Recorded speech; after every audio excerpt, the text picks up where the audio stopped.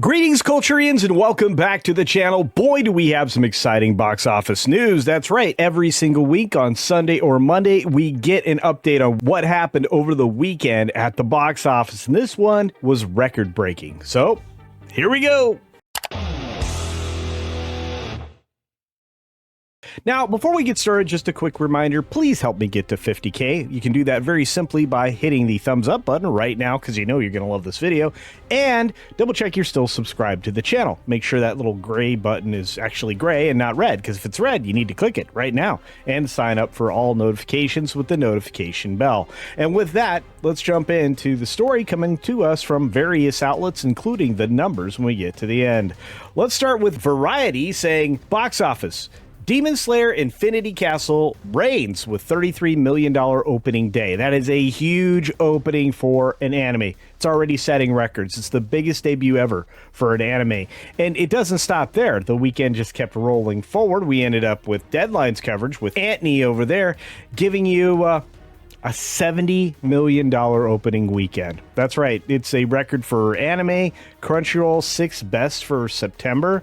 Sony's biggest year to date. Sony's having a run. Sony's having a run. They would have had two back-to-back animations that would have basically dominated two of the most important weekends as we come to the end of summer. And as you look at the performance here, $70 million, that's nothing to argue with.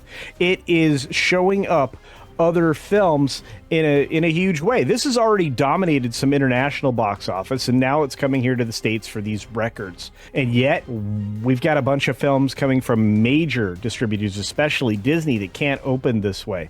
They open, well, very subpar. In fact, it's quite possible that Demon Slayer Infinity Castle could beat out one of the three Marvel releases this year in total box office, but we'll have to see where it finishes. On that note, I want to jump to the numbers because it's bigger than this. It's a bigger box office than we expected, and one that theatrical folks are really appreciating because these exhibitors have been hurting for quite some time. Demon Slayer Infinity Castle here from Sony, $70 million in 3,300 theaters. See, it's not even the widest it could be. Less than 4,000 theaters, 70 million, 21,000 per screen.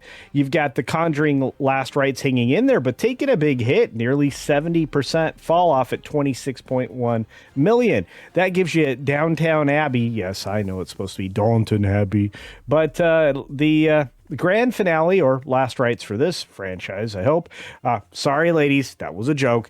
$18,100,000 worth of an opening for its opening weekend. And this one opened in 3,694 theaters. So 300 plus theater advantage here, and it still couldn't exceed $5,000 per screen. That's kind of disappointing. I'm sure Focus Features was expecting something bigger than this, but they didn't get it. Lionsgate with The Long Walk walks through the door at $11,500,000, but only in 2,800 screens. Critics are raving about this film for some reason, so I'm gonna see if I can grab a clip and see how I feel about it. But the re-release of Toy Story might be the biggest news of them all. Not because it made $3.5 million, which to me is unsurprising, but because, well, Disney doesn't have much else to do.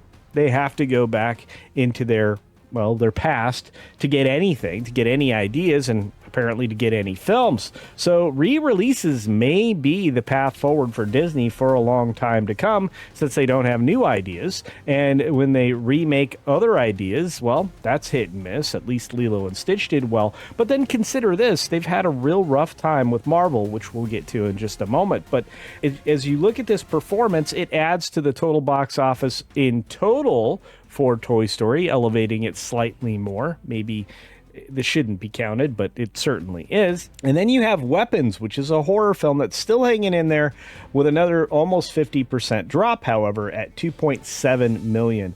Hamilton, that's Disney's ridiculousness and a release that shouldn't be celebrated. You've got Freakier Friday. Look at all of this. You've got 1, 2, 3 Disney movies from the top 5 down. That's not very good. The re-release of Sound of Music did well at 1.4 million. Spinal Tap 2, which I don't think a lot of people knew was opening, 1.6.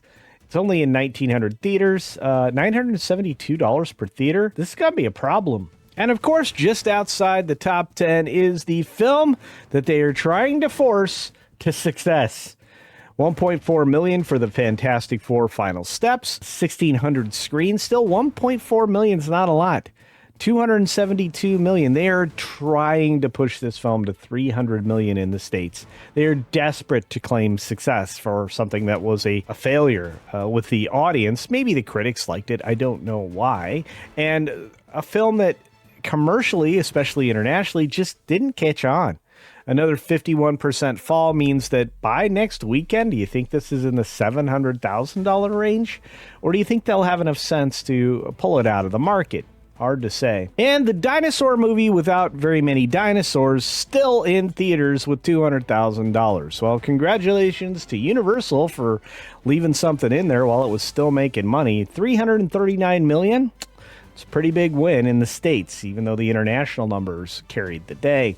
Splitsville is still out there in the world at 140,000, and everything else is just kind of sad, including the fact that Lilo and Stitch is still in theaters trying to help make up money for Disney's underperformance across the board for the entire year. In fact, Lilo and Stitch might be considered the only valuable property that Disney was able to put on display this year. Everything else, hot garbage. And they have to make up for what Snow White cost them, which had to be in the $300 million range.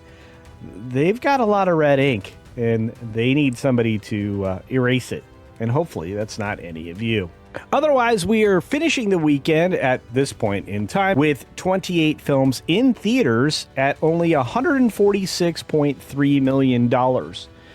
I just want to say half of the box office came from one anime movie that put a lot of others to shame. If you're Disney, Warner Brothers, or any of the other major studios out there, or even the mid-level studios, are you not embarrassed by the fact that anime is clobbering your stuff now?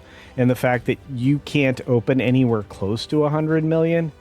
That's a real problem. And for those of you in the audience who've been seeing this coming for a long time, because, well, you've probably been watching me and many of my other contemporaries like Valiant Renegade, OMB Reviews, and a few others out there, you'll recognize that the cinema releases are continuing to go downhill. People aren't going to see the traditional big budget tentpoles anymore. They're seeing horror movies, they're seeing anime, they're seeing, the offbeat stuff, but not so offbeat that anybody went to go see Spinal Tap 2, The End Continues, because nobody went to see that. In fact, nobody is seeing a lot of recooked ideas anymore. And that's going to be a big problem going forward, because if you're one of the major studios, that seems to be all you're willing to offer. The follow-ups or the remakes of greater properties made by better men.